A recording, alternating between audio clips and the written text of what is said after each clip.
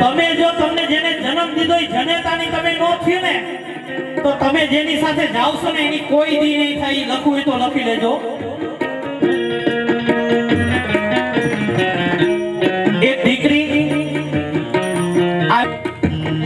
એટલે એક સંતે પૂછ્યું કે બેટા, હું તને ગમે ત્યારે જોઉં ને ત્યારે તું નીચું જોઈને જતી હોય એનું કારણ શું? દીકરા,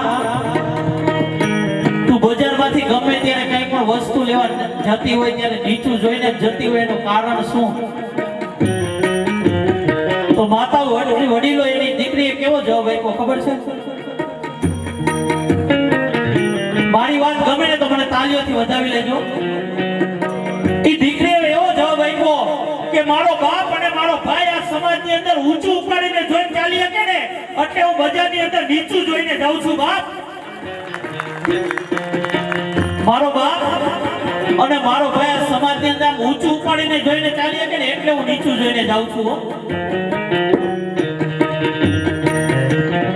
બેનો, તમે જો ઊંચું ઉપાડીને ન જોવો ને તો આ દુનિયાની તાકાત નથી કે તમારી સામું કોઈ નજર ઠેરાવી શકે.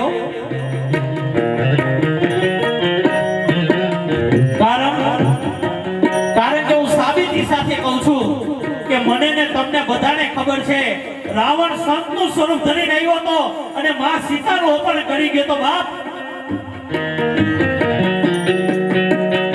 જ્યાં આવે ત્યાં છે ને માતાઓ પૈગે ન પડી જાવ. ગમે એ બાવા દેખીને આ નહીમાં જ્યાં આવે ને પૈગે ન પડવું. કારણ કે મુખ में राम बगल में सूरी. બહુ પગે લાગવાનું મન થતું હોય ને તો તમારે તમારા મા બાપને પગે લાગી લેજો. બહુ ચારધામ યાત્રા કરવાનું મન થતું હોય તો 2 ચરણ તમારા માના અને 2 ચરણ તમારા પિતાના, એ 4 ચરણ તમે ચૂમી લેવો ને એટલે 4 ધામની યાત્રા થઈ જાય.